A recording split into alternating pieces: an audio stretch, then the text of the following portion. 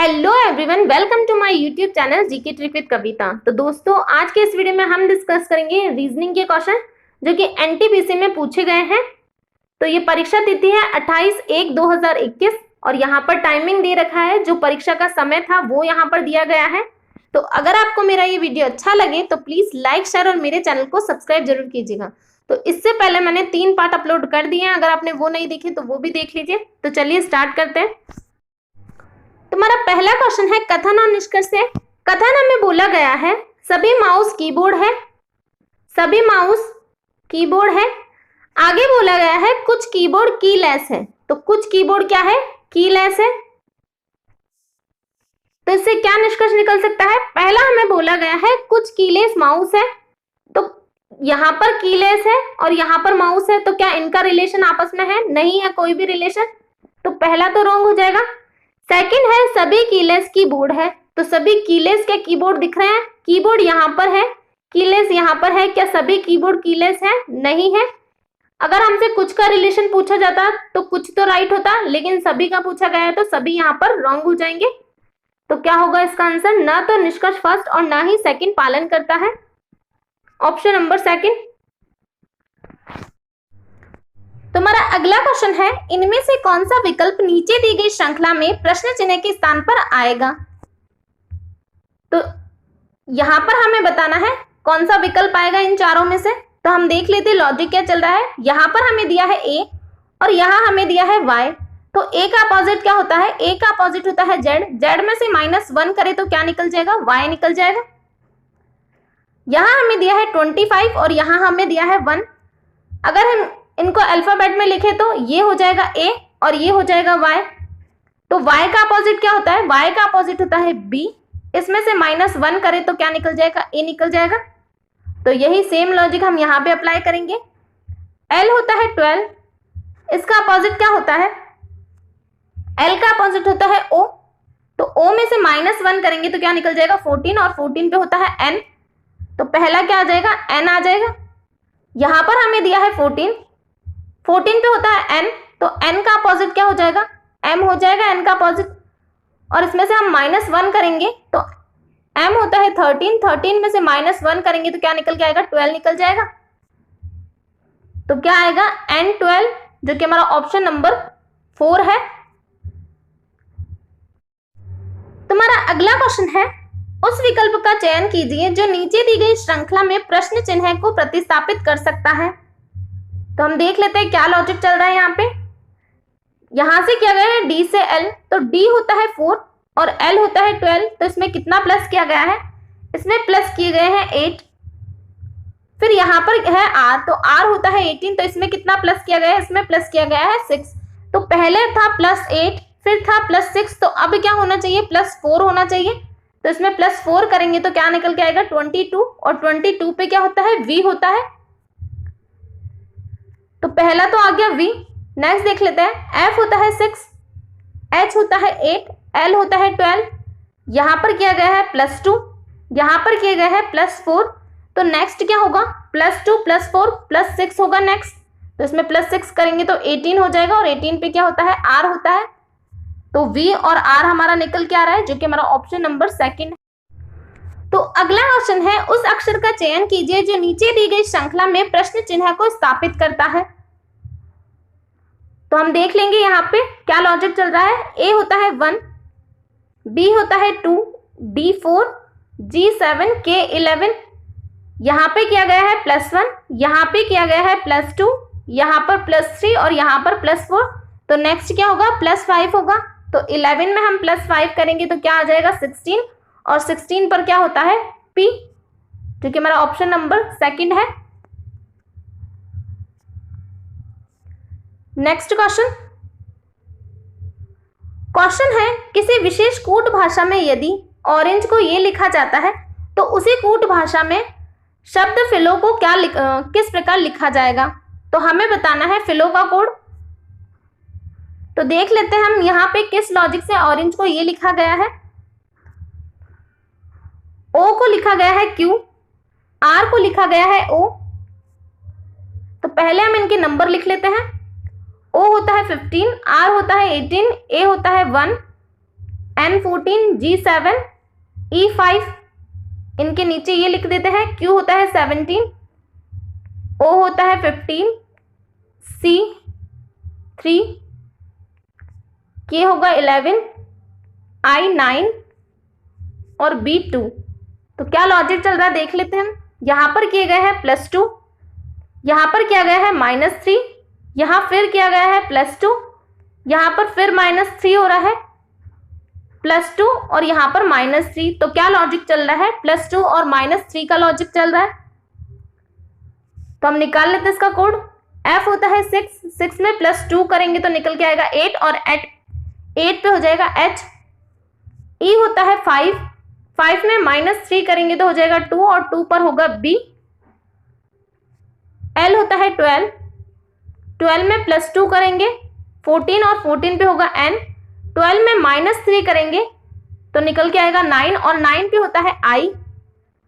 O होता है 15 में +2 करेंगे तो 17 और 17 पे होगा Q। W होता है 23 में -3 करेंगे तो T निकल के आ जाएगा 20।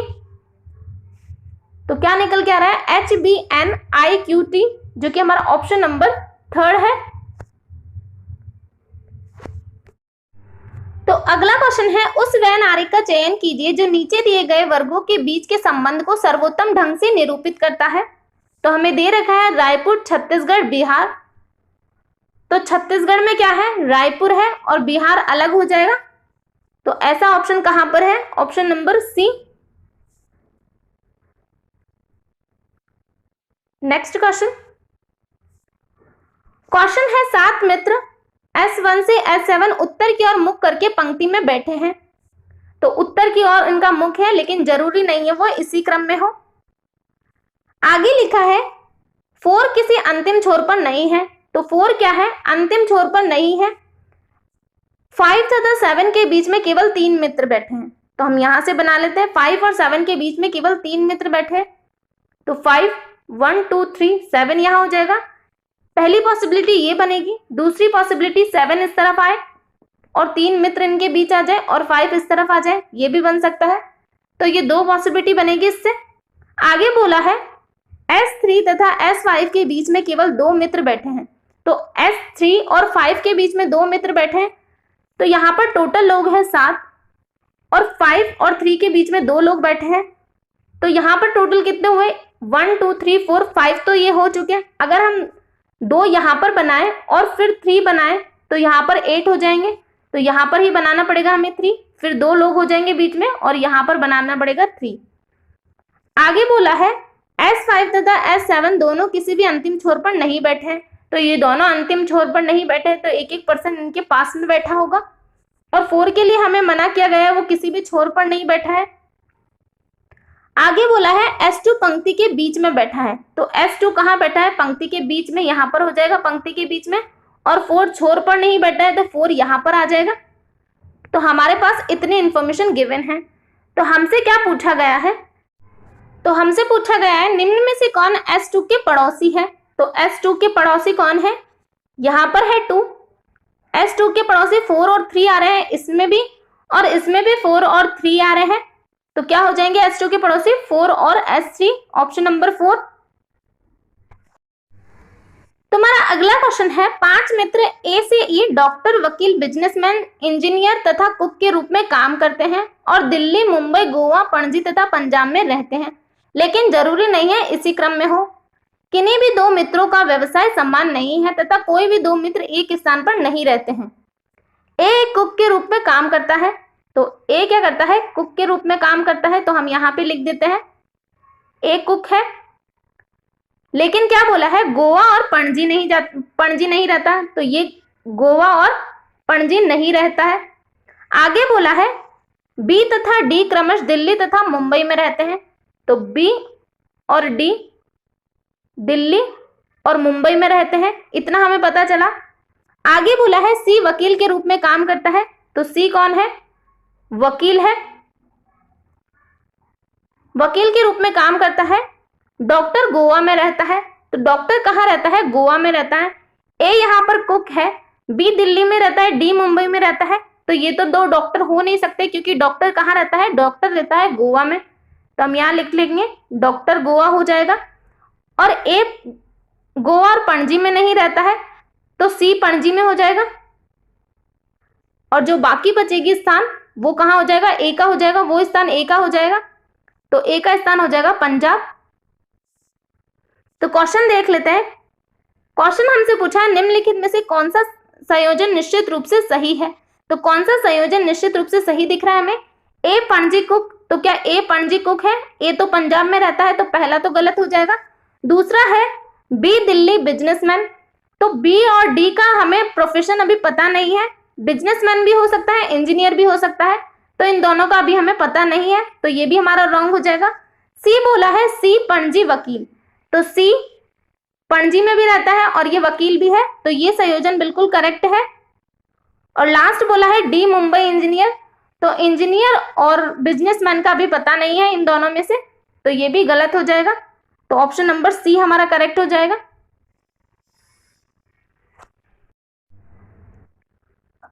क्वेश्चन है कक्षा में 6 छात्र ए से एफ हैं, उनकी ऊंचाई की तुलना की गई है, डी बी से छोटा है।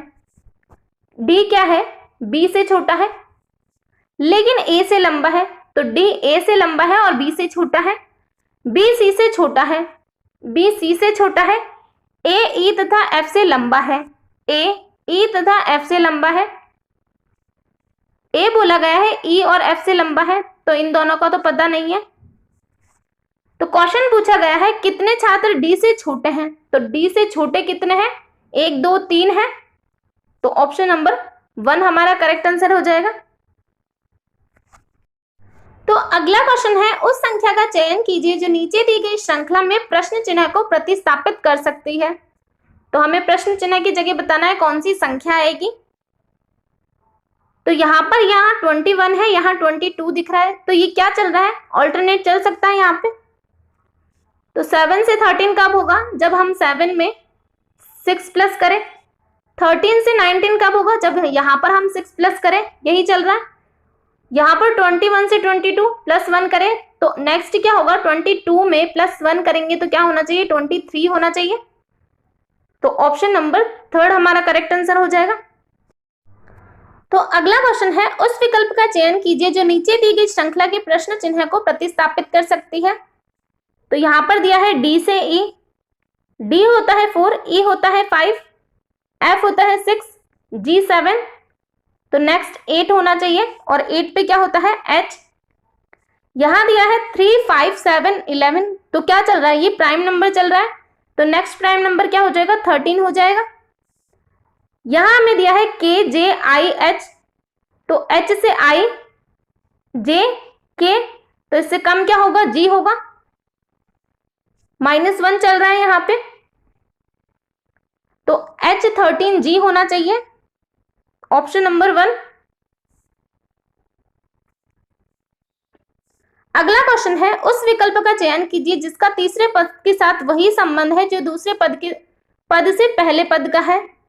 तो यहां पर हमें दिया गया है गुड़ चीनी, तो गुड़ से क्या बनती है, चीनी बनती है, तो काली मिर्च से क्या बनेगा, नमक, हरी, सफेद या फिर मिर्च, तो काली मिर्च से मिर्ची बनेगी, ऑप्शन नंबर 4। अगला क्वेश्चन है 4 मित्र UVWX किसी गैराज में काम करते हैं, W की जानकारी V से अधिक है। तो W की जानकारी क्या है, V से अधिक है। U की जानकारी W से अधिक है, U की जानकारी W से अधिक है, लेकिन X से कम है। क्या बोला गया है, U की जानकारी W से अधिक है, तो U की जानकारी W से तो अधिक है लेकिन X से कम है। तो सभी में सबसे अधिक जानकार व्यक्ति कौन है, तो सबसे अधिक जानकार व्यक्ति कौन है, X है, ऑप्शन नंबर 4। नेक्स्ट क्वेश्चन है कथन और निष्कर्ष से। कथन दिया गया है सभी गाने पुराने हैं, तो सभी गाने पुराने हैं, कुछ पुराने मधुर है, तो कुछ पुराने क्या है, मधुर है। तो निष्कर्ष देख लेते हैं। निष्कर्ष बोला गया है कुछ गाने मधुर है, तो कुछ गाने यहाँ पर है और मधुर यहाँ पर है, तो इनका कोई भी रिलेशन हमें दिख रहा है, नहीं दिख रहा है, तो ये रॉन्ग हो जाएगा। सेकंड बोला है सभी गाने मधुर है, तो मधुर यहाँ पर है और गाने यहाँ पर है, तो इनका कोई रिलेशन नहीं है, ना तो कुछ का है और ना ही सभी का रिलेशन है इनका, तो ये दोनों रॉन्ग हो जाएंगे। कुछ मधुर पुराने हैं, तो ये मधुर है और यहाँ पर ये पुराना है, तो इन दोनों में यहाँ पर कुछ का रिलेशन है, तो हमारा ऑप्शन नंबर 3 करेक्ट हो जाएगा। लास्ट बोला है कोई पुराना गाना नहीं है, तो यहाँ पर हमें कथन में पॉजिटिव सेंटेंस दिया है, तो हम पॉजिटिव ही निकाल सकते हैं, नेगेटिव निष्कर्ष नहीं निकाल सकते, तो ये हमारा रॉन्ग हो जाएगा। तो हमारा अगला क्वेश्चन है, दिए गए कथनों और निष्कर्षों को ध्यानपूर्वक पढ़िए और बताइए कि कौन से निष्कर्ष तार्किक रूप से कथनों का पालन करता है या करते हैं। तो कथन हमें दिया गया है, किसी राज्य की कम आय के लिए शिक्षा की कमी जिम्मेदार है, बिहार की प्रति व्यक्ति आय बहुत कम है, तो इससे क्या निष्कर्ष निकल सकता है। पहला है बिहार में शिक्षा की दर बहुत कम है, तो ये बिल्कुल करेक्ट हो जाएगा, क्योंकि कथन में हमें यही बोला गया है किसी राज्य की कम आय के लिए क्या जिम्मेदार है, शिक्षा की कमी जिम्मेदार है, और यहाँ पर बोला गया है बिहार की प्रति व्यक्ति आय बहुत कम है, तो इसका कारण क्या हो सकता है, बिहार में शिक्षा की दर बहुत कम है। दूसरा बोला गया है बिहार एक ऐतिहासिक राज्य है, तो क्या हमें यहाँ पर ऐसा कथन में ऐसा कुछ नहीं बोला गया है, बिहार एक ऐतिहासिक राज्य है, तो हम अपने मन से नहीं कर सकते कुछ भी, जो कथन में हमें दिया है हमें उसे ही 100% ट्रू मान के निष्कर्ष को सॉल्व करना है, तो हमारा पहला करेक्ट हो जाएगा। अगला क्वेश्चन है, किसी विशेष भाषा में यदि बॉटल को ये लिखा जाता है तो उसी भाषा में लिक्विड को किस प्रकार लिखा जाएगा। तो हम देख लेते क्या लॉजिक चल रहा है।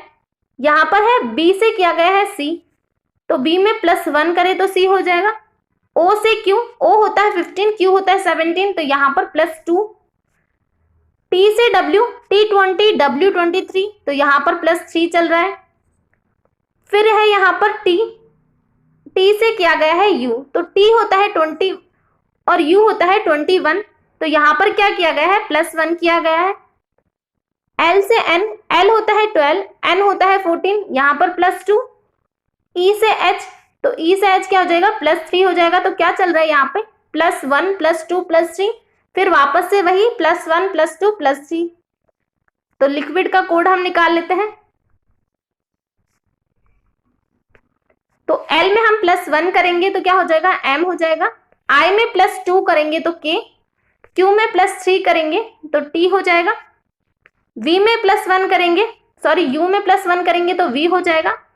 I में +2 करेंगे तो K हो जाएगा। D में +3 करेंगे तो G हो जाएगा। तो क्या निकल के आया, M K T V K G, जो कि हमारा ऑप्शन नंबर 4 है।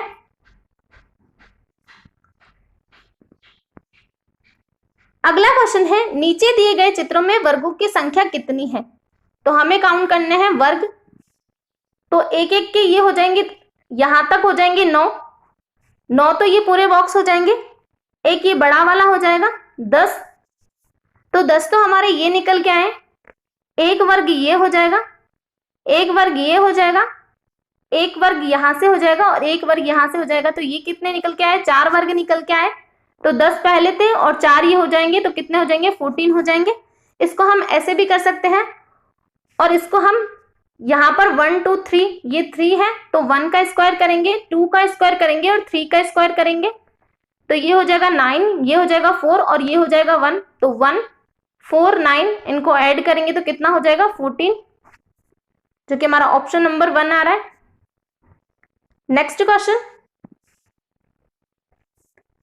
अगला क्वेश्चन है, एक पुरुष के पास 5 पत्थर A से E है और प्रत्येक पत्थर वजन में भिन्न है। E का वजन A से कम है लेकिन C से अधिक है। तो E का वजन क्या है, A से तो कम है लेकिन C से अधिक है। A D और B से भारी है, A D और B से भारी है, D और B से भारी है A, B D से भारी है, तो B क्या है, D से भारी है, तो B आगे आएगा, D पीछे जाएगा। यदि B तथा E के वजन क्रमशः 120 ग्राम तथा 155 ग्राम है, तो क्या बोला है, B का वजन है 120 और E का वजन है 155, तो B इसके पीछे चला जाएगा। तो दिए गए विकल्प में C का संभावित वजन कितना हो सकता है, तो हमें क्या बताना है, C का संभावित वजन बताना है। तो E का वजन कितना है, 155 है, और B का वजन कितना दिया गया है? B का वजन दिया गया है 120। तो इन दोनों के बीच में ही हो सकता है ये वजन, और बीच में कौन सा आ रहा है? 155 से कम होना चाहिए और 120 से ज्यादा होना चाहिए। तो 155 से कम और 120 से ज्यादा, तो 152 ग्राम आ रहा है। ऑप्शन नंबर 1 ही आ रहा है। नेक्स्ट क्वेश्चन है, दिए गए कथन पर विचार कीजिए और बताइए कि धारणाओं में से कौन सी कथन निहित है। तो कथन में निहित कौन सी धारणा है वो हमें बतानी है। तो कथन दिया गया है, अधिकारी के पद पर नौकरी पाने के लिए स्नातक डिग्री होना आवश्यक है। तो धारणा है, स्नातक की डिग्री के बिना किसी को भी नौकरी नहीं मिल सकती। किसी भी अधिकारी के पास उच्चतर डिग्री नहीं है। तो इनमें से कौन सी धारणा निकल रही है? हमें सिर्फ इतना बोला गया है, अधिकारी के पद पर नौकरी पाने के लिए स्नातक की डिग्री होना आवश्यक है। तो डिग्री होना आवश्यक है, तो इससे क्या ये धारणा निकल सकती है कि स्नातक की डिग्री के बिना किसी को भी नौकरी नहीं मिल सकती? तो ये तो आवश्यक नहीं है कि स्नातक की डिग्री होगी तभी व्यक्ति नौकरी कर सकता है। तो ये हमारा रॉन्ग हो जाएगा। सेकंड है, किसी भी अधिकारी के पास उच्चतर डिग्री नहीं है। तो क्या यहाँ पर यह बोला गया है कि किसी भी अधिकारी के पास उच्चतर डिग्री नहीं है? यहाँ तो यही बोला कि गया है कि अधिकारी के पास नौकरी के लिए स्नातक की डिग्री होना आवश्यक है। तो ये भी नहीं होगा। तो ना तो धारणा 1 और ना ही 2 निहित है। Option number 3। तुम्हारा अगला क्वेश्चन है, 5 मित्र ए से ई और उन्हें अमरूद, अनानास, केले, आम और लीची में से केवल एक फल पसंद है और वे इसे सप्ताह में केवल एक बार खाते हैं।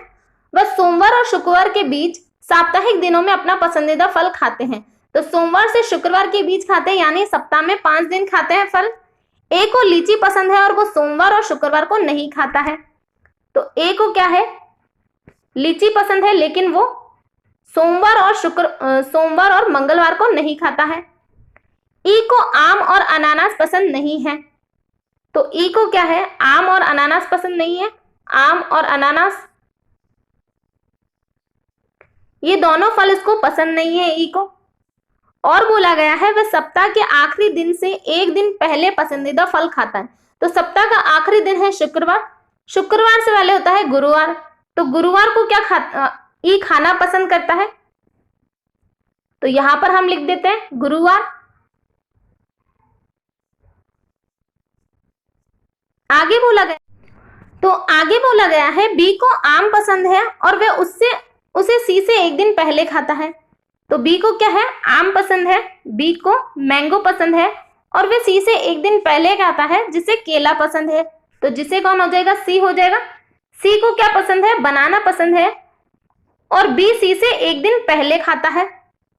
डी सोमवार को खाता है। तो डी कब खाता है? सोमवार को खाता है। तो डी का हम यहां पे लिख देते हैं, मंडे को खाता है डी। अगर मंडे को डी खाता है तो इससे एक दिन पहले ये हो जाएगा मंगलवार को कौन खाएगा? बी खाएगा। मंगलवार को बी खाएगा, तब सी बुधवार को खाएगा, क्योंकि एक दिन पहले बोला गया है। तो मंगलवार को खाएगा बी और बुधवार को खाएगा सी। तो बाकी बचेगा फ्राइडे। तो फ्राइडे को कौन हो जाएगा? फ्राइडे को हो जाएगा ए। यहां पर ई को अनानास पसंद नहीं है, तो ई को क्या पसंद होगी? ई को पसंद होगा अमरूद और अनानास हो जाएगा डी के पास। तो हमसे क्या बोला गया है? निम्नलिखित में से अनानास किसे पसंद है? तो अनानास किसे पसंद है? डी को पसंद है, जो कि हमारा ऑप्शन नंबर 1 है। नेक्स्ट क्वेश्चन है, नीचे दी गए चित्र में त्रिभुजों की संख्या कितनी है? तो हमें बताना है त्रिभुज कितने हैं इसमें। तो अगर हम इस एक बॉक्स में काउंट करें तो कितने त्रिभुज होंगे इस एक बॉक्स में? तो एक एक तो हो जाएंगे 4, एक एक के हो जाएंगे 4 और डबल डबल हो जाएंगे कितने? ये एक, यहां से ये एक और यहां से ये एक। तो डबल करेंगे तो ये भी कितने हो जाएंगे? 4। तो इस एक बॉक्स में कितने त्रिभुज होंगे? 8 त्रिभुज हो जाएंगे। तो 3 बॉक्स में कितने हो जाएंगे? 24 हो जाएंगे।